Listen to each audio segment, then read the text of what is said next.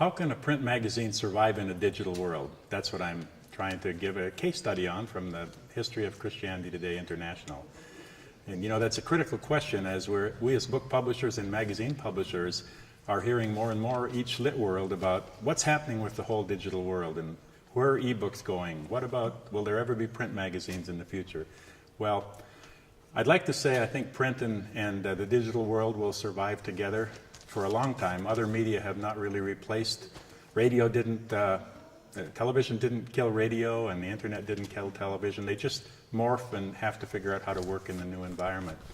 So that's really what we've worked at for about 18 years now at Christianity Today.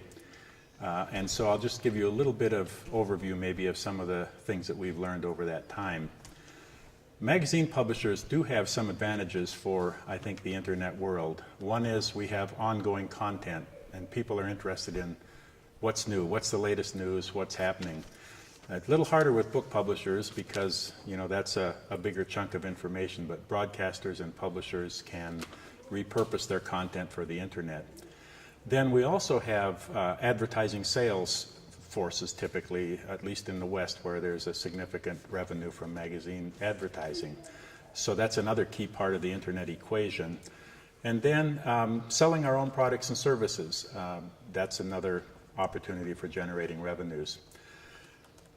Christianity Today has about 1.3 million unique visitors a month to our various websites and about 4.5 million page views. So we've been able over those 18 years to build up a significant traffic, and we're one of the pioneers, launching on AOL in 1994. Yeah, 18 years ago now.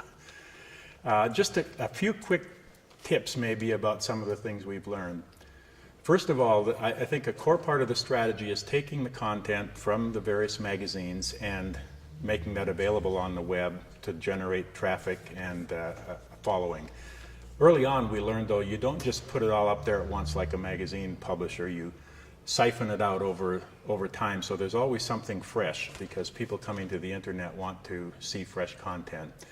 And then around that, you build commerce, whether it's advertising, whether it's product sales, paid content online.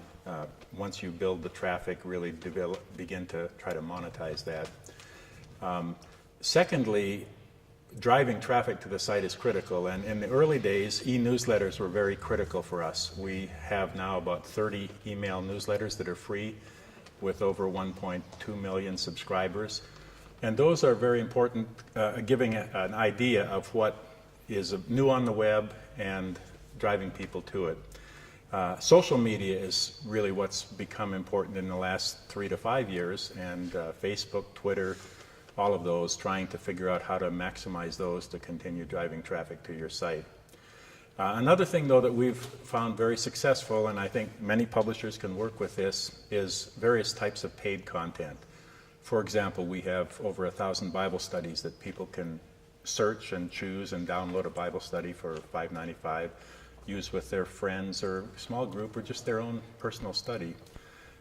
Similarly, building church leaders are training resources we've developed for pastors where they can choose from about 500 topics and download training materials for their church leaders.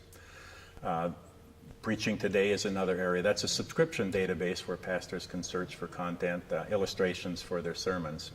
So between the advertising revenue, selling our print subscriptions online, which is still our largest source of new print subscribers, and generating additional revenue through paid content, those have worked for us over the years, and probably pushing 40% of our revenue now is coming from the internet in one way or the other.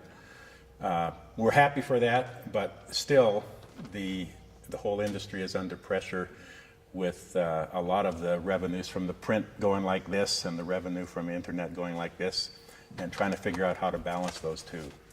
So I would just encourage magazine publishers and book publishers to not fear the digital world, but embrace it and try to figure out how they can really adapt to that world, and not an either or, but a both and.